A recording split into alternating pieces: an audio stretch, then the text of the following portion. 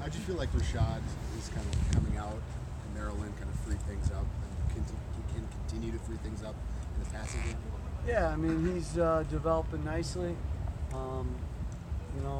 Ahead of schedule for most true freshmen at this point. But, again, give him the credit and Coach Simon. Those guys have been working tirelessly together, and he's shown a real ability to learn and learn quickly. And that was probably the biggest thing that I saw in the Maryland game. Some things that might have got him earlier in the season didn't get him in that game. And his reactions were quicker to everything.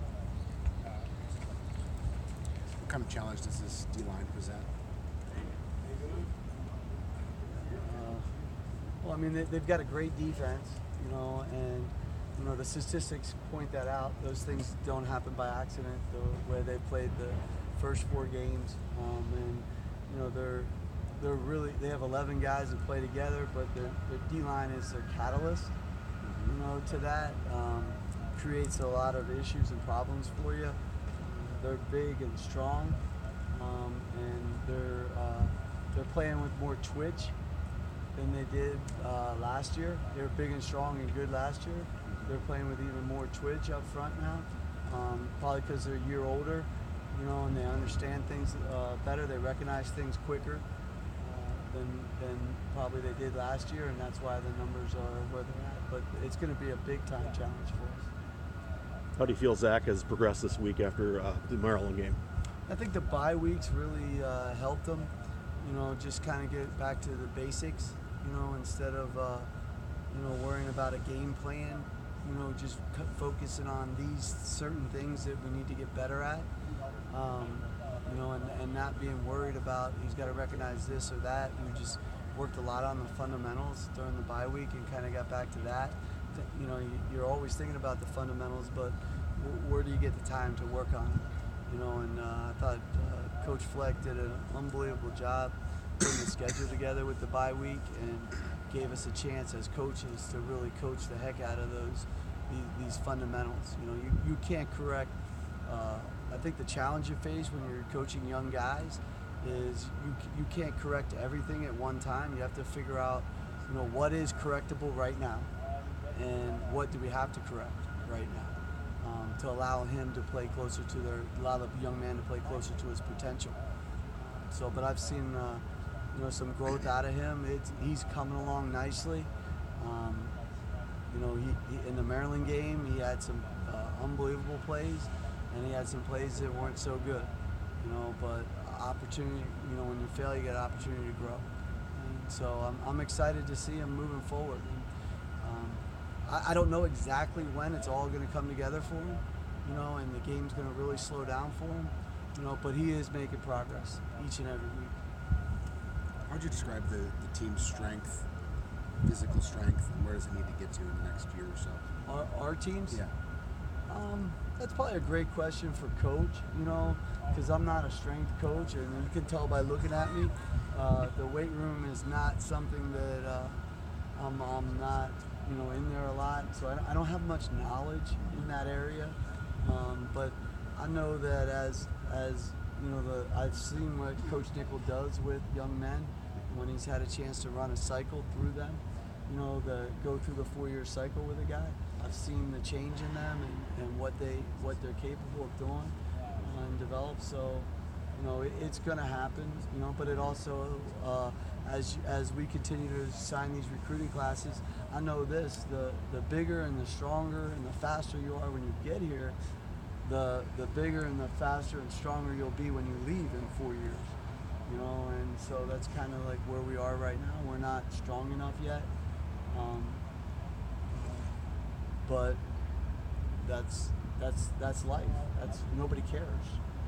Honestly, we've got a job to do on Saturday, and we've got to go out and perform. And then I'm excited. I honestly cannot wait to see our guys perform this Saturday and see how they've grown since the Maryland game. When you went back and watched the Maryland game, what things have to improve in the screen game for this offense to take a step forward? Well, we have to block the perimeter better.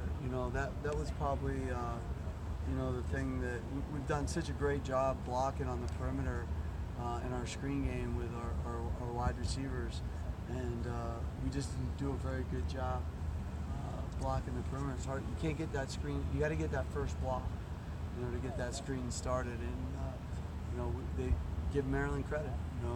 Their guy beat our guy on it, and not just once, a few times, and so therefore the play wasn't nearly as effective as it's been earlier in the year for us. I think the other thing too that was a factor on our screen game, which is really what you want to have happen, is their defensive linemen were doing a great job retracing, and that's part of the reason for running screens, is to slow down the defensive line, and if they're retracing, well, they're thinking about a screen. If you're thinking about a screen, you're not thinking about sacking the quarterback.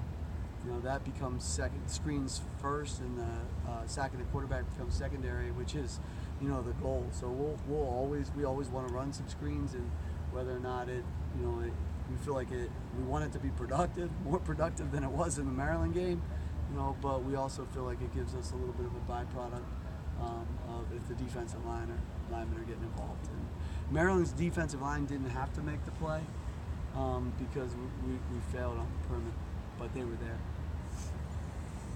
Iowa's corners last year were extremely physical with your receivers. Have you guys tried to emulate that in practice this week?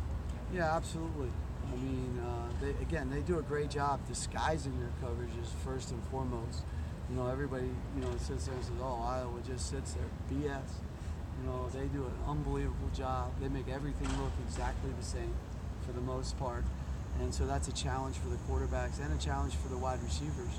They don't know whether they're going to get a cloud corner, man-to-man, a deep third corner, a quarters corner. It all looks the same. So we worked really hard. We've been working hard on releases. I mean, in every single pass route, there's a release at some point. Whether it's on the line, you guys see the ones that are on the line, but there's always a release at some point on every route, unless you're running it on air.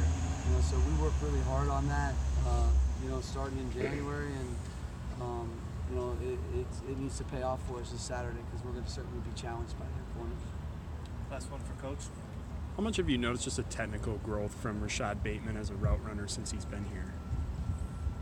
Yeah, a lot. It's he just, his knowledge. Knowledge is power if you know how to use it. And so like when we first got to training camp, he had natural ability. So he naturally had a feel for getting from point A to point B, and then he's able to take the knowledge, and then it takes some repetitions. You have this knowledge in you, but now it takes some correct repetitions in order for it to become a habit and an instinct, so you don't have to think about it anymore.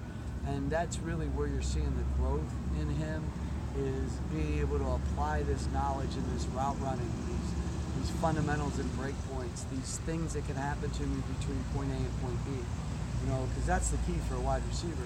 You've got to get from point A to point B, but there's a lot of stuff that can happen to you between point A and point B, and you have to be able to apply this knowledge on how to get yourself in the most efficient manner from point A to point B. And that's where I'm seeing him being able to use that knowledge and now apply it on the game field. And guys, he's still a kid, but it's really encouraging to see him learn at a faster pace than a normal, really good football player.